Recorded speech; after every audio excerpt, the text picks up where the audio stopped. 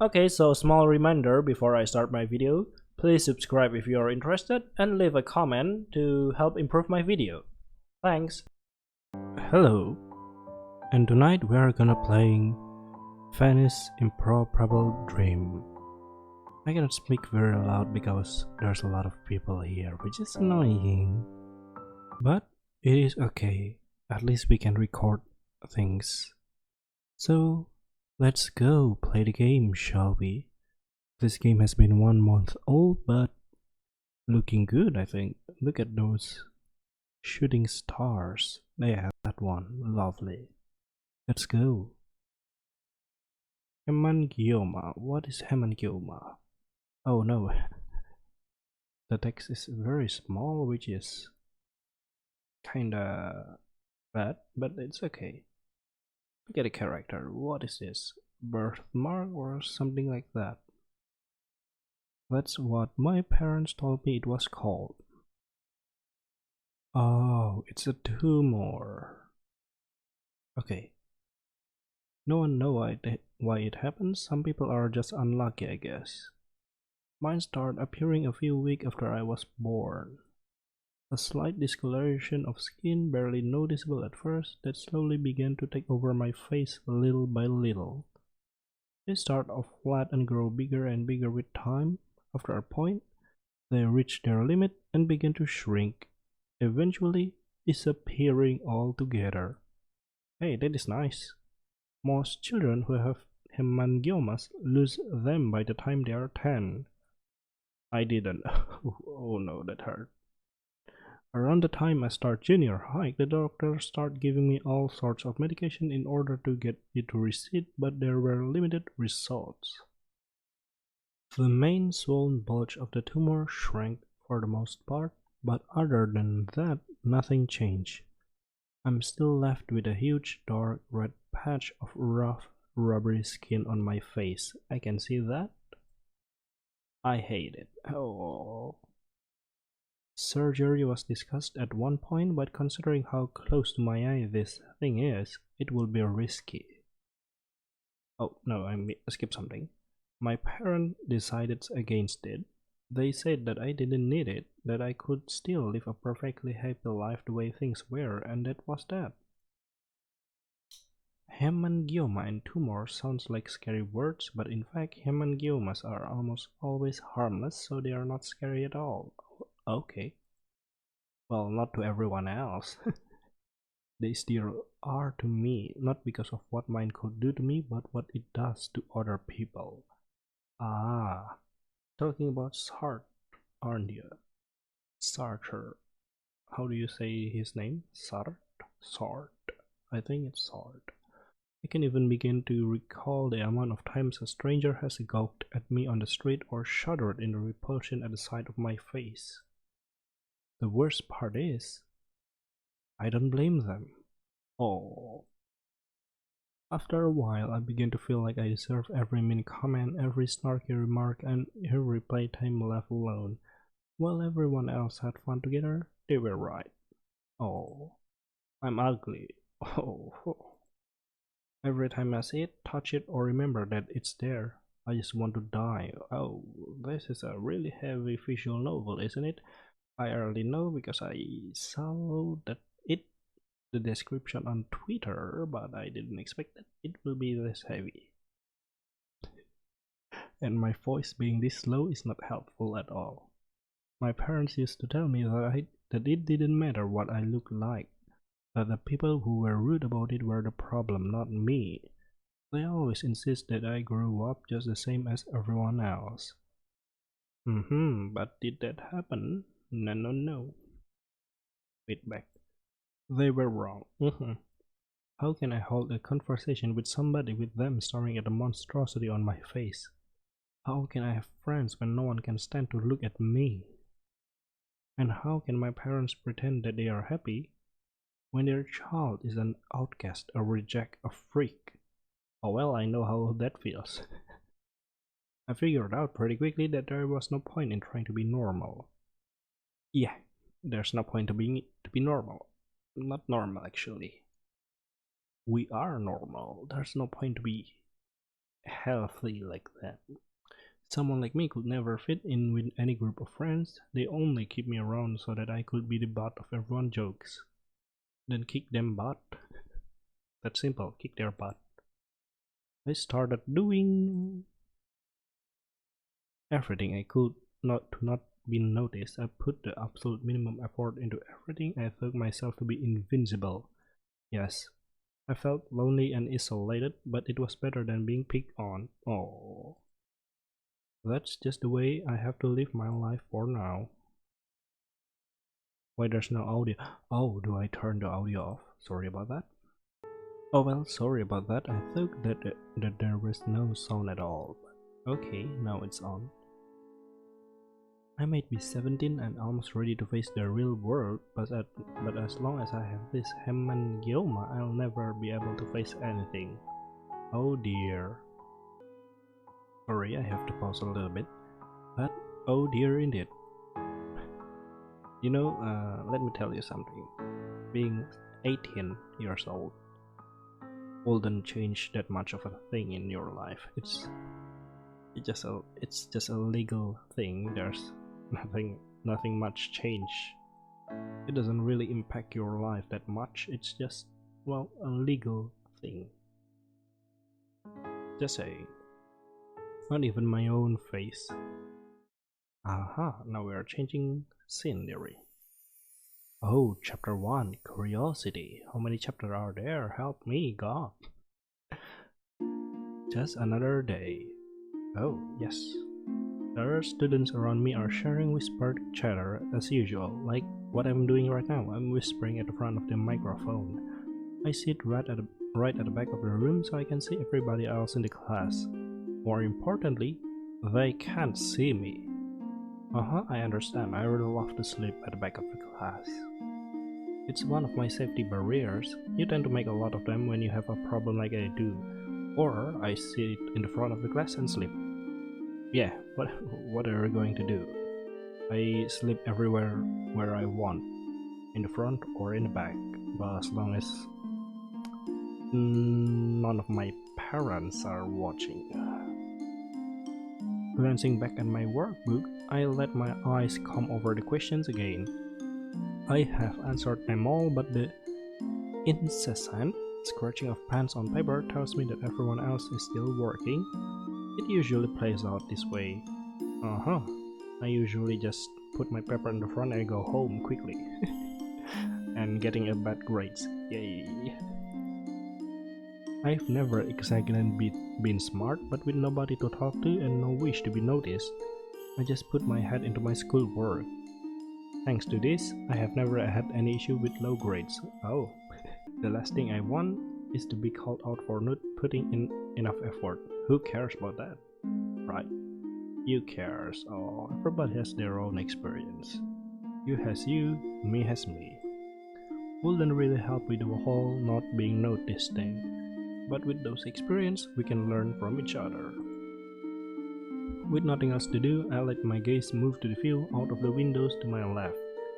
It's early June, so rainy season probably going to hit us soon. The sky isn't exactly cheerful, turning more and more gray by the day, but at least it's warm. Alright then, at least it's warm. I love the music. Matsumoto Sensei. Don't forget to read through page 198 to 104 before the next class. Alright. Matsumoto Sensei's voice is so loud in comparison to the hush of the room, I almost flinch. His instruction must mean that the bell is about to ring for the lunch. Looking up the clock on the wall confirms it. Alright. Quietly, I start to pack my things away. My classmates aren't in the same hurry as they tend to linger for a while, gossiping and doing whatever it is that friends do before heading to the cafeteria. Oh. You wouldn't catch me doing either of those things. I have my own little ritual that I do every day.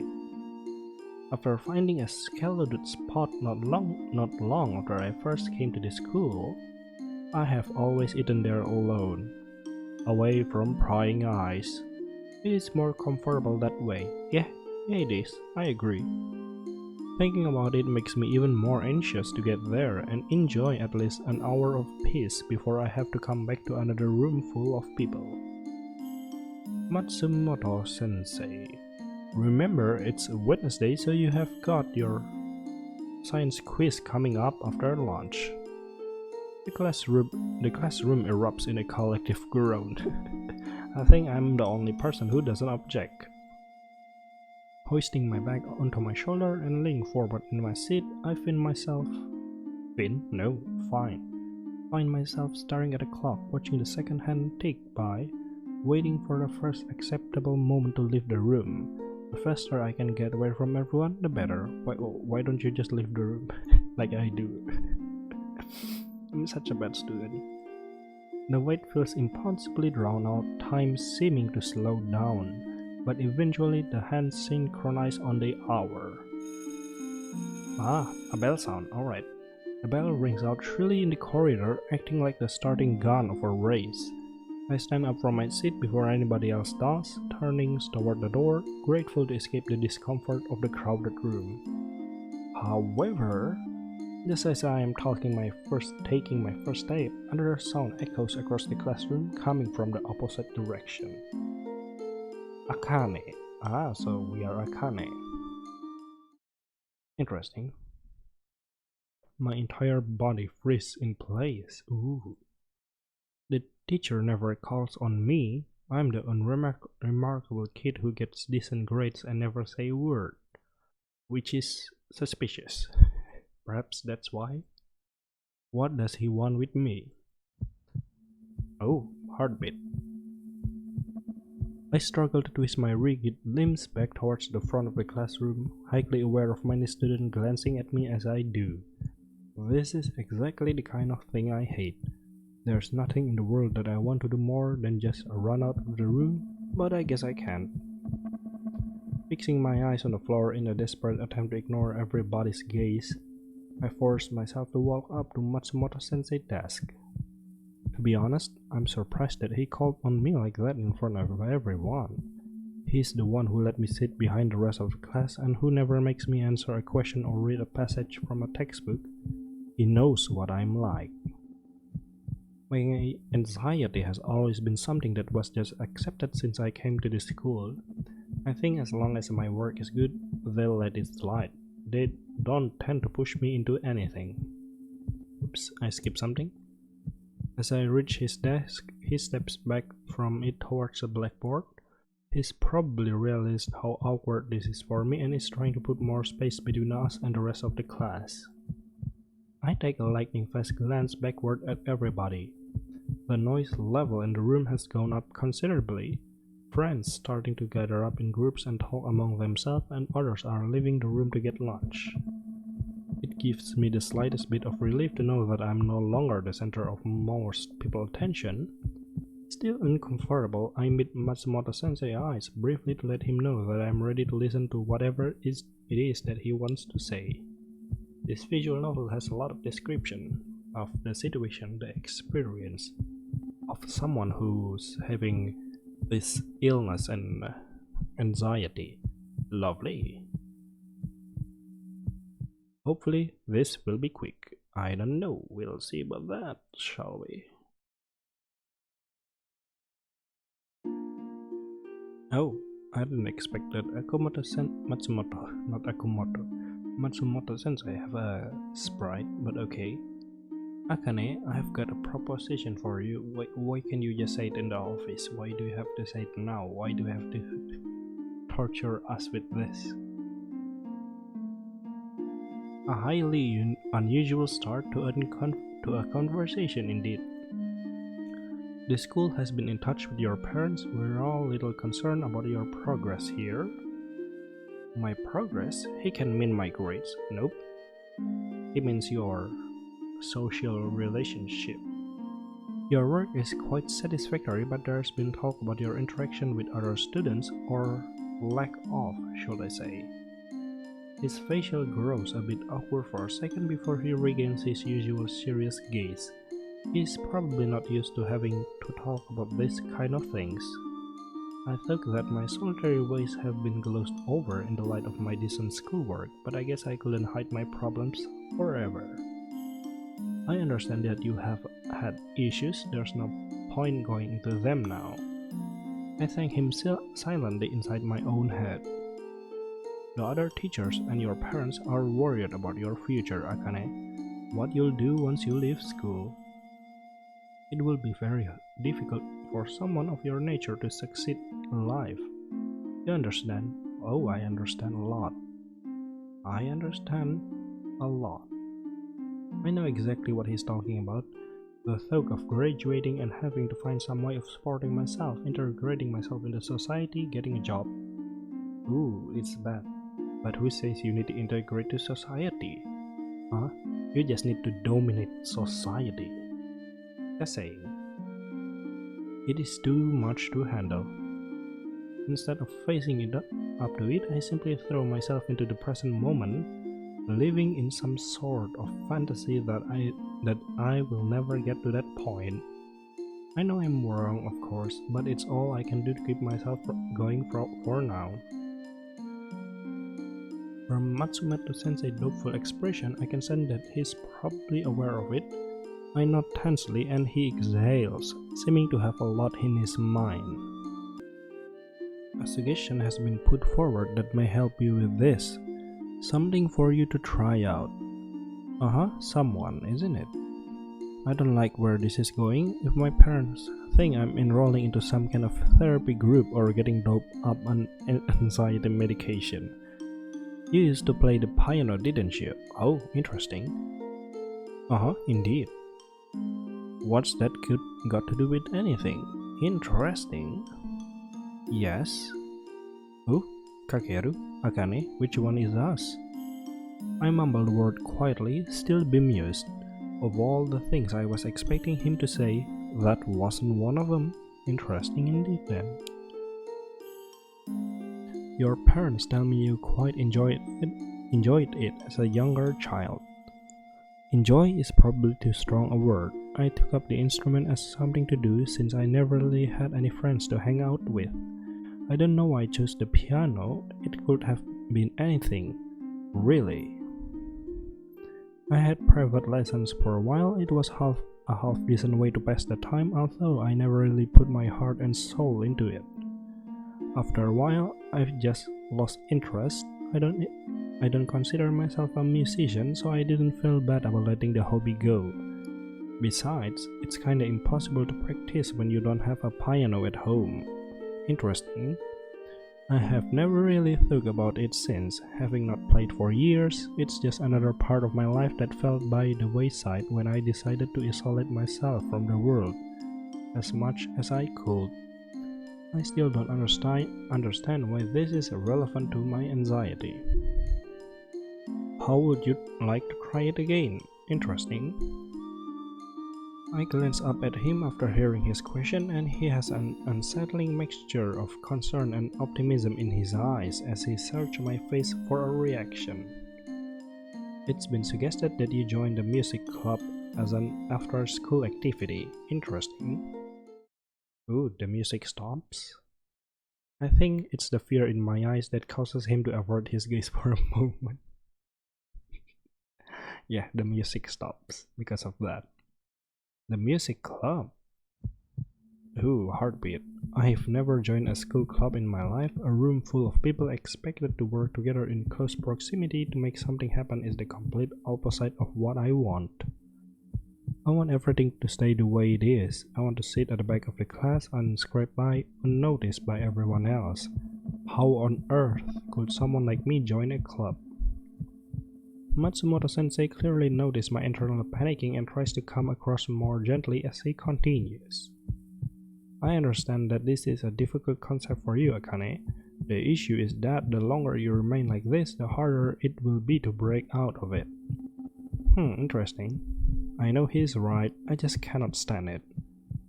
All we like you to do is attend one session with the music club to start with. See how you like taking up the piano again. You never know, it might prove to be a good experience. They don't have a pianist as far as I am aware. They'll probably be very pleased to have you join the group.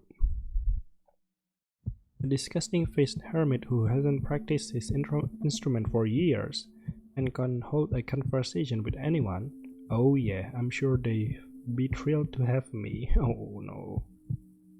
With every second that passes, I plunge further and further into disbelief that this is happening. As calm as Matsumoto-sensei is, I get the feeling that I am being told to join the music club rather than asked. Like it's not an avoidable fate. Interesting. Fate, eh? Your name has been passed on to Kudo, the club advisor, so he knows you'll be attending. Oh yeah.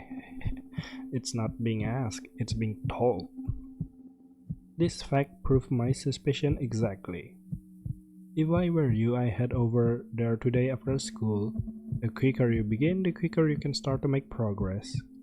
I'm sure your parents will be very excited to hear how it goes.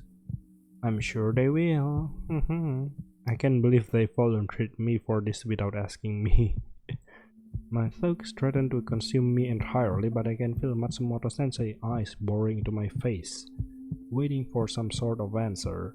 My skin starts to prickle and my stomach jitter. I want to say no, but considering everything he said, I don't think it is possible. Okay, that's a transition. Squeezing my eyes shut and accepting my circumstances as grudgingly as anyone can, I nod my head. I'm not looking at him, but I can feel him relax. Great news! I'll send a message to Kudo. This could be the start of something very beneficial for you. I hear him step aside, collecting his things together at his desk, and I take this as an indication that our conversation is over. Freezing my eyes open again, I almost hope that this had all been a bad dream and that I will wake up in my bed. Oh, poor Akane.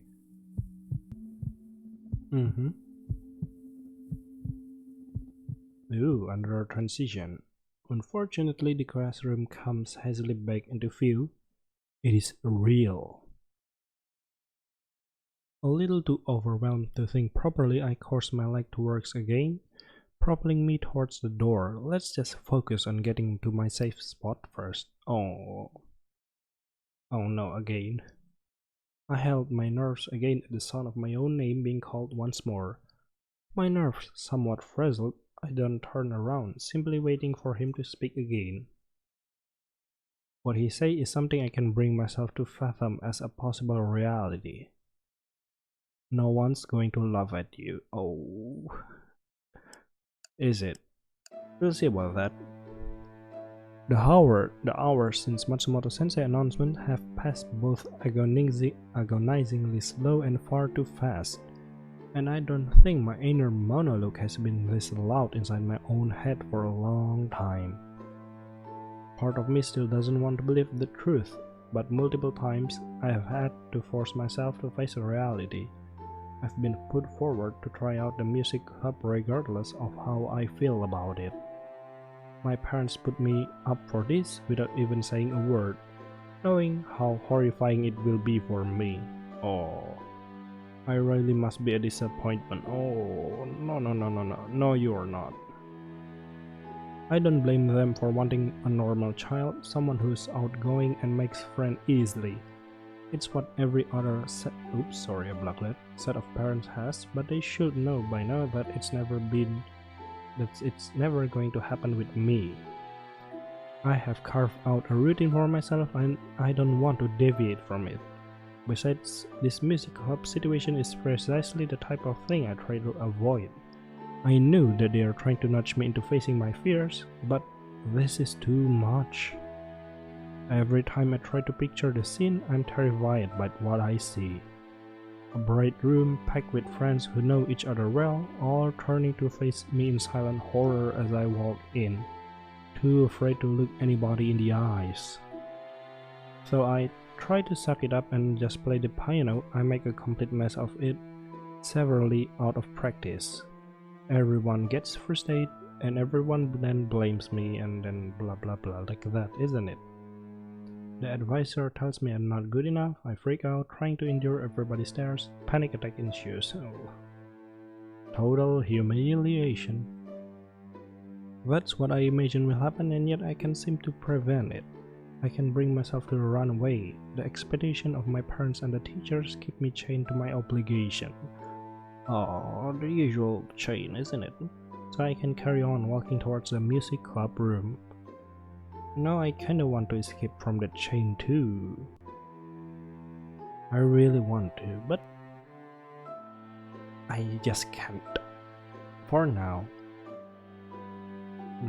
The door looms ominously in front of me. Leaning towards it, I listen to the sounds coming from within. Many voices chatter animatedly, though I can gauge from the noise alone how big the group might be. Several instruments are strummed, plucked, or blown occasionally. Interesting indeed. It sounds exactly like the kind of place I don't belong. Oh. Fear threatened to engulf me for a moment, and I close my eyes, swallowing my nerves as best as I can. Okay, let's enter the room then.